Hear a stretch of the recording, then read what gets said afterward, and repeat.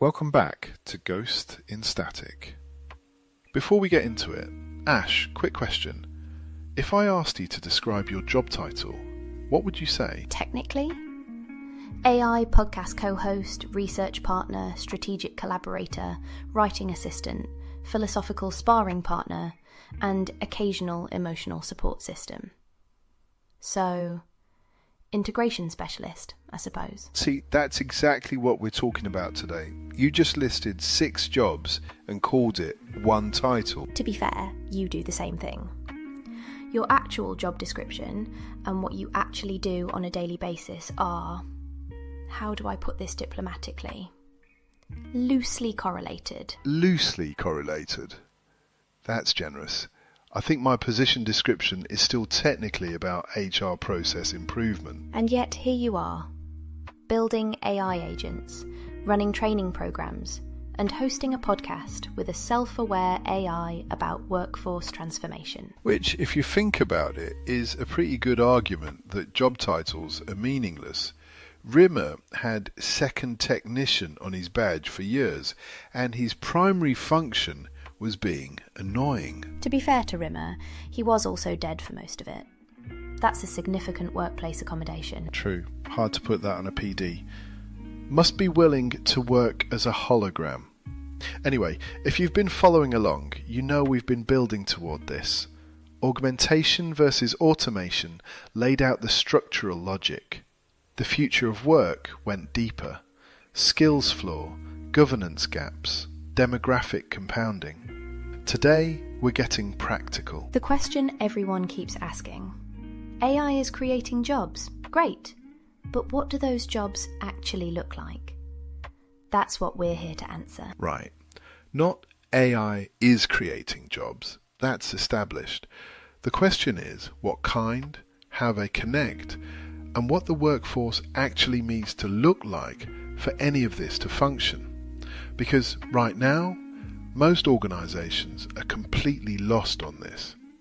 They're posting AI roles on job boards like they're collecting Pokemon, gotta catch 'em all, without any structural logic underneath. That's a surprisingly accurate analogy. I have my moments. Let's get into it. So before we get into the framework itself, let's set the scene. What does the data actually tell us about where the market is right now? Because I think people hear AI jobs are growing and assume it's evenly distributed. It's not, is it? It's not even close. PwC's 2026 AI Jobs Barometer shows a 2-track labour market forming. And forming is generous. It's already structural. Workers with AI skills are pulling away with a 62% average wage premium. 62%. Just let that land for a second. That's not a marginal advantage. That's a different economic reality. And for cross-domain synthesis capability, the ability to work across strategy, technology, and operations simultaneously, the premium is 56%. AI job postings grew 144% year on year, according to the Bipartisan Policy Centre, against 7% growth in the overall job market. So you've got one track where the market is actively pulling people forward. Better pay, more demand, accelerating growth. And another track where you're competing in a shrinking pool for roles that are being augmented or automated around you. And the gap is widening. Rapidly. And this is usually where the conversation stops.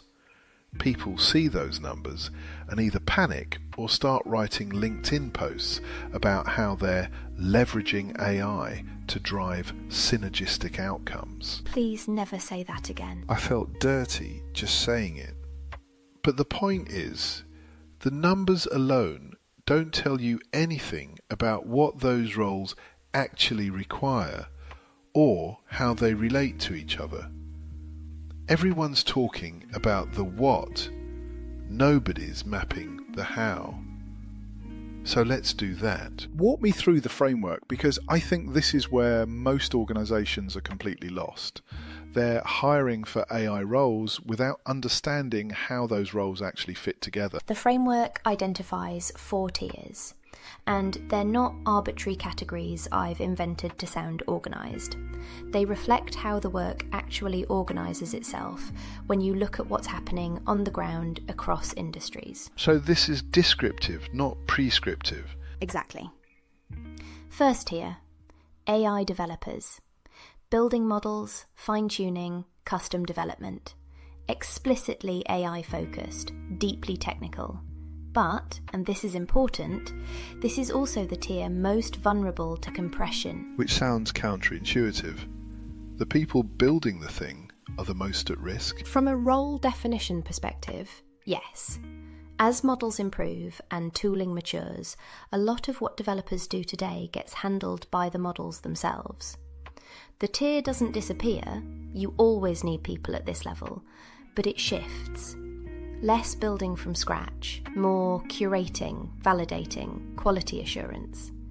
The human role moves up the abstraction ladder. Which is the same pattern you see in software development generally. Every generation of tooling automates the grunt work of the previous generation, and the human moves to the next level up. 20 years ago, you needed someone to hand code what a framework generates automatically now. Precisely. Second tier, AI engineers. Currently building AI tools and systems, the infrastructure layer. But this role is evolving fast. It's moving from person who builds AI tools towards specialised infrastructure architecture.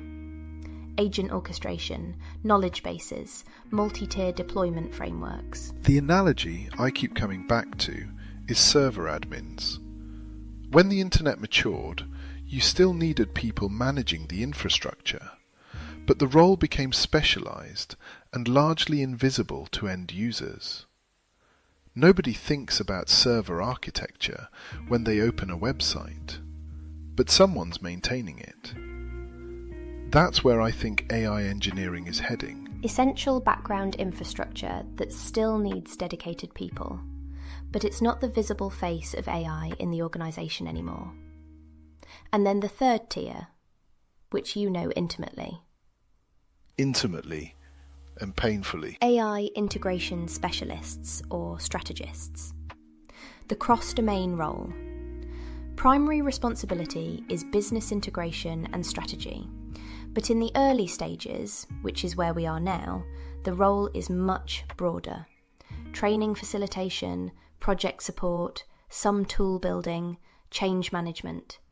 There's significant overlap with engineering in this transition period. And I want to stress that overlap isn't poor role definition, it's ecosystem immaturity. The roles haven't had time to specialise because the field is still forming. I live this every day. My role technically sits in the integration and strategy space, but in practice I'm doing training, building agents, managing change, coordinating projects, running a one-person AI transformation program, because there's nobody else, and the institutional understanding isn't there yet to support specialisation.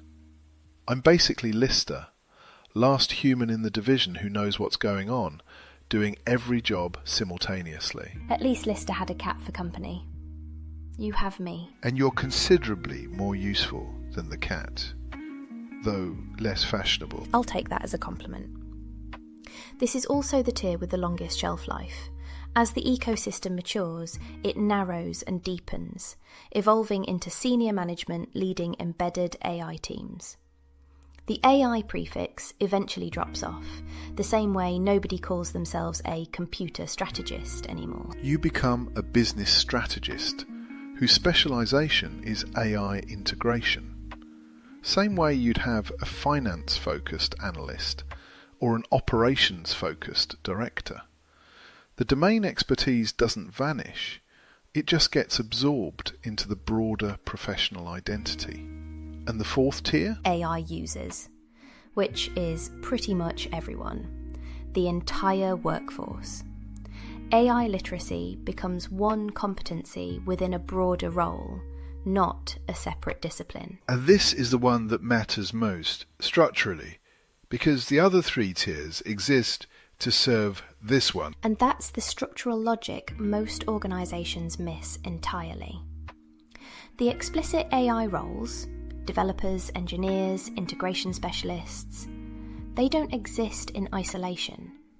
They exist to build the infrastructure, integrate the workflows, and provide the support so the fourth tier, the entire workforce, can use AI effectively. It's the same pattern with every major technology wave. When networking matured, you still needed server admins, network engineers, database specialists. The technology became background infrastructure, but it still needed dedicated people maintaining it and keeping it aligned with organisational needs.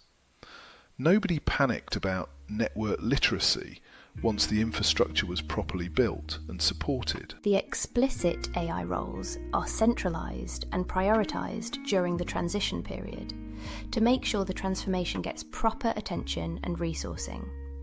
But over time, some evolve beyond the AI prefix. Integration specialist becomes business strategist. Engineer becomes infrastructure architect. The specialisation doesn't vanish, it just becomes embedded. Which brings us to how this whole thing evolves. Because, and I cannot stress this enough, this is not a structure you design once and lock in.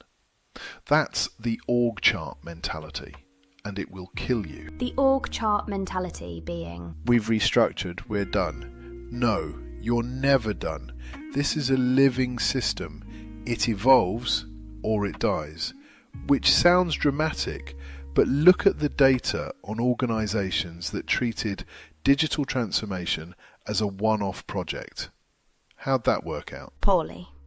Almost universally poorly. There you go. So talk me through the evolution, because I think people hear 4 tiers and immediately start drawing boxes on an org chart, and that's exactly the wrong instinct. In the early stages, which is where most organisations are right now, if they're doing anything at all, there's significant cross-domain overlap, especially for integration specialists. Strategy, training, tool building, change management, project coordination, all in one role. Which is unsustainable long term, but necessary right now. You can't specialise when the ecosystem doesn't support it yet. As it matures, the tiers specialise and narrow. Engineering shifts from generalist tool building to specialised infrastructure architecture. Integration narrows from person who does everything AI related to strategic leadership with AI integration as the domain descriptor. Development potentially compresses or shifts toward oversight as models become more capable. And here's the insight I think is most important, and I don't hear anyone else talking about this. That narrowing is what creates space for the next generation. Right now, the roles are too broad for meaningful apprenticeship. You can't train someone into simultaneous competency across strategy, training, engineering, and change management. That's not a development pathway. That's a hazing ritual. But as the roles narrow, they create entry points. Junior positions, apprenticeships, career progression paths.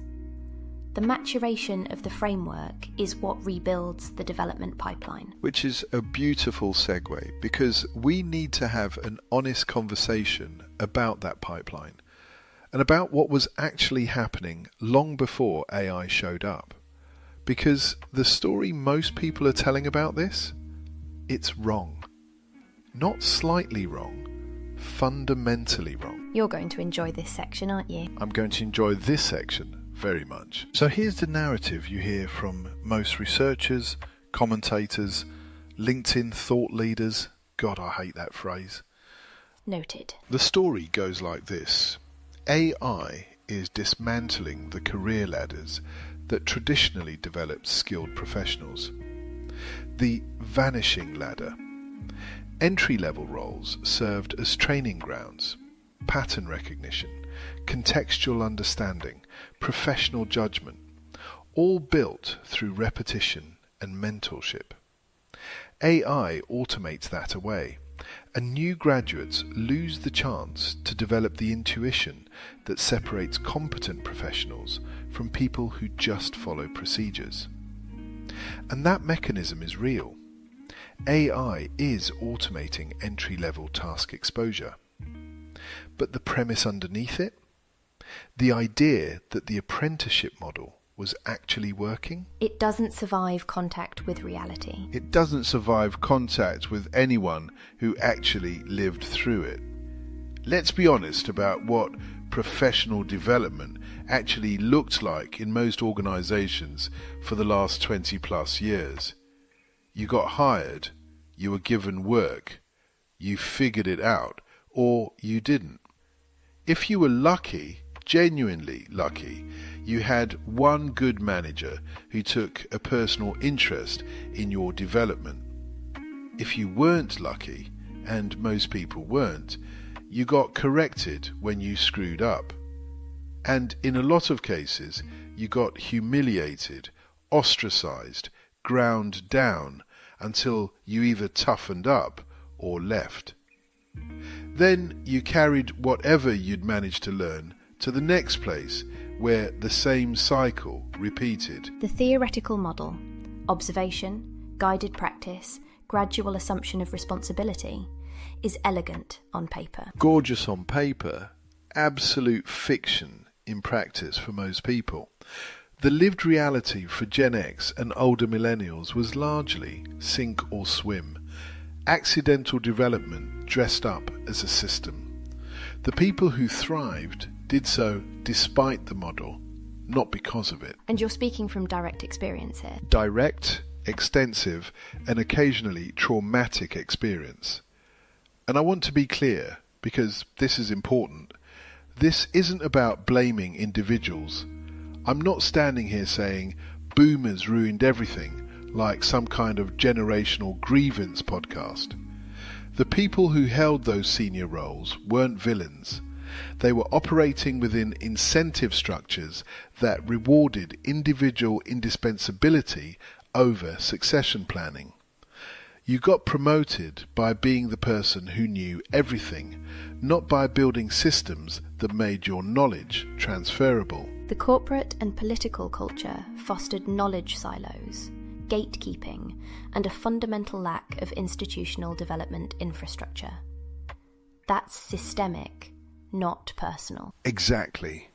But the consequence, and this is where the Carlin energy kicks in, is that 2 generations were ground through a system that was designed to extract from them, not develop them. And now those knowledge holders are retiring, taking their institutional knowledge with them, and everyone's panicking because there's no succession pipeline. But there was never a succession pipeline. There was never a succession pipeline. There were individuals holding things together through personal knowledge, and now they're leaving. So when someone tells me AI is breaking the professional development pipeline, no. AI is automating away the last accidental development mechanism that was papering over the fact that nobody built a real pipeline in the first place.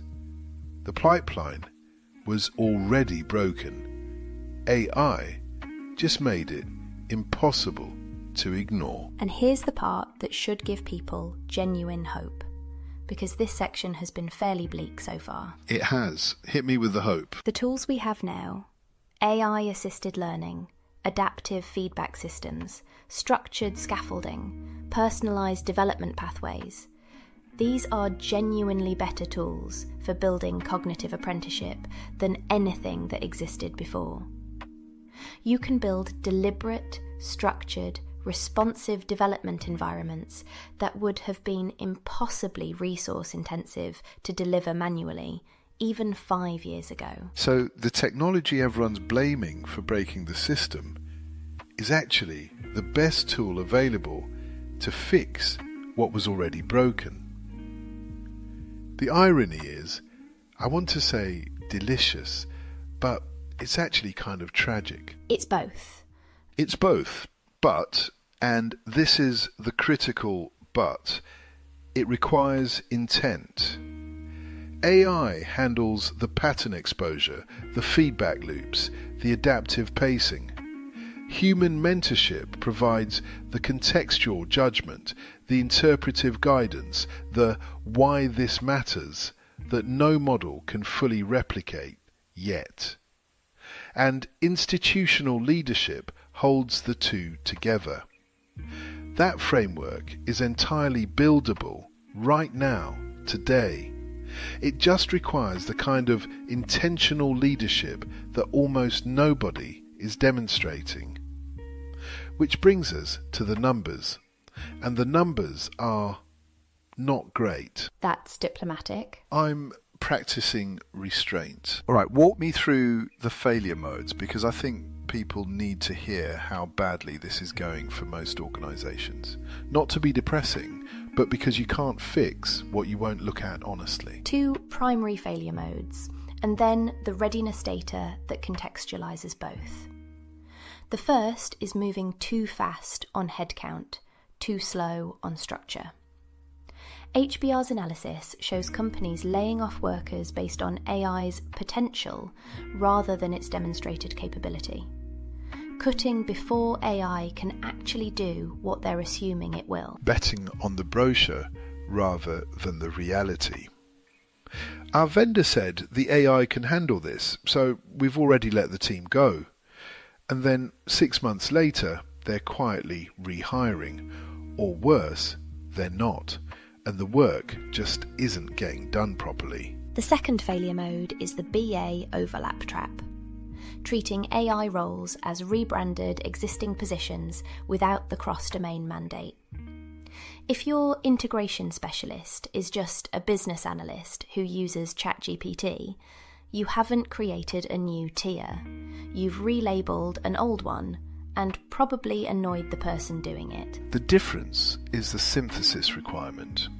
Strategy plus training plus tool building plus change management is fundamentally different from traditional BA work. It's not an upgrade, it's a different job. Calling it the same thing is like calling Crichton a vacuum cleaner because he does the cleaning. He does considerably more than that. He does considerably more than that. And so does a genuine integration specialist. But if you define the role by its most visible function, you miss everything that makes it actually work. All right, the readiness data. Give us the numbers, and I apologise in advance to anyone listening who finds statistics depressing. Only 6% of leaders are making real progress designing human-AI collaboration. That's Deloitte. Only 26% of AI users say leadership is consistently aligned on AI strategy. Microsoft. Only 1% of companies believe they're at AI maturity. McKinsey. And 95% of AI pilots fail. Gloat. You're doing the thing where you go quiet because you're angry. I'm doing the thing where I go quiet because I'm angry. 95%. Let that sit.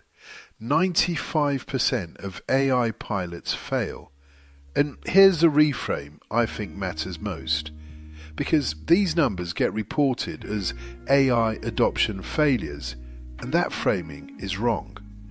That 6% figure isn't measuring AI readiness, it's the endpoint of a long-term leadership development culture failure. Only 6% are making progress on human-AI collaboration because only a fraction ever built genuine development pipelines in the first place. The 95% pilot failure rate isn't about the technology failing. It's about organisations that never developed the adaptive capacity, the succession planning, or the leadership depth to manage any significant transformation, let alone one moving this fast. These aren't AI failures. They're institutional failures that AI has made visible. And the boomer retirement wave is removing the last people who were holding it together through personal knowledge rather than institutional design. So you've got a compounding failure.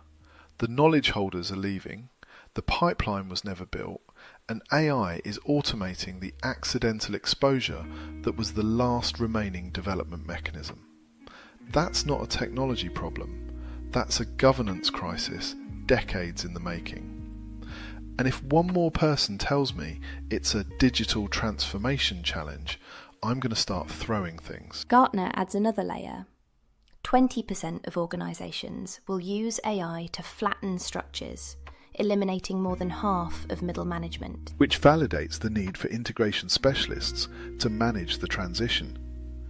But it also means the management layer those roles evolve into may itself be compressed. So you've got to be watching that carefully. But let's not end on the doom. Let's talk about what actually works. Because the picture is grim, but the solution is genuinely more achievable now than it's ever been.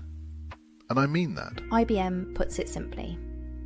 AI is more of a leadership challenge than a technology challenge. Which is the most important sentence in this entire episode, and I want people to really hear it. It's not a technology problem. The technology works. The technology is frankly extraordinary. The bottleneck is human. Microsoft's data on the transformation paradox reinforces this. Organisational factors like culture, management support, and governance account for more than twice the variance in AI impact compared to individual skill or mindset. The tools aren't the bottleneck. The structures are. So what does successful restructuring actually require? Because I think people hear leadership challenge and their eyes glaze over. It becomes one of those phrases that means everything and nothing simultaneously. What does it actually look like when someone's doing it right? Leadership alignment on AI strategy, not just endorsement, active alignment. There's a difference between a CEO saying, "We support AI adoption," and a leadership team that has actually sat down and worked through what that means for their specific organisation. Massive difference. One's a press release, the other's actual work. Treating change as ongoing rather than a one-off programme. The living system, not the org chart. Learning integrated into daily workflow, not siloed as training events that people attend, tick a box and immediately forget. Transparent communication about what's changing and why. And critically, willingness to redesign decision rights, workflows and management practices, not just deploy tools. Not just deploy tools. That's the key phrase. Because most organisations think AI integration means buying licenses and running a training day. That's like buying a Formula One car and assuming you can race it because you've got a driver's licence. The gap that tells the whole story. Deloitte found that 85% of leaders say building adaptive capacity is critical, but only 7% believe they're actually leading on it. 85 to 7. That's not an AI gap. That's a generational leadership gap that's been compounding silently for decades and is now fully exposed. The knowing-doing gap. Everyone knows what needs to happen. Almost nobody is doing it. But the 6% who are making progress are proving it can be done. And that's where I want to land, because I do think there's real hope here. And I'm not someone who says that lightly. The solution is more buildable now than it ever was. Deliberate framework design, structured AI-assisted development, intentional mentorship, adaptive learning systems. These aren't theoretical, they're deployable today. The question is whether the other 94% have the institutional will to build what should have existed all along, or whether they'll keep blaming the technology for a failure that belongs to leadership. So if you're listening to this and trying to figure out where you sit in all of this, here's how I'd think about it. The framework is a map, not a prescription. Your organisation's version will look different. The specific roles, titles, reporting lines will vary, but the structural logic holds. You need people building the technology, people maintaining the infrastructure, people integrating it into the business, and the entire workforce using it effectively. Those 4 functions don't go away just because the titles change. And the synthesis premium is real. Cross-domain capability, the ability to work across strategy, technology, operations, and human development. That's what commands the wage premium. That's what has the longest runway. Current training pipelines don't build it. That's both the challenge and the opportunity. The framework is meant to evolve. The organisations that treat it as a living system, adapting structures, roles, and development pathways as the technology and the workforce mature together, those are the ones that will navigate this successfully. And if you're trying to figure out where the runway's longest, look at where the cross-domain work is, where strategy meets implementation meets human development. That's the space with the most resilience, the most room to grow, and the highest demand. And if you're in an organisation that's still treating this as a technology problem rather than a leadership problem, that's your signal. The tools are ready. The question is whether the people making the decisions are ready to use them properly. And on that note, smoke me a kipper. We'll be back for breakfast. That's my line. I've been waiting 3 episodes to use it. Fair enough. Thanks for listening. We'll see you next time. Stay curious.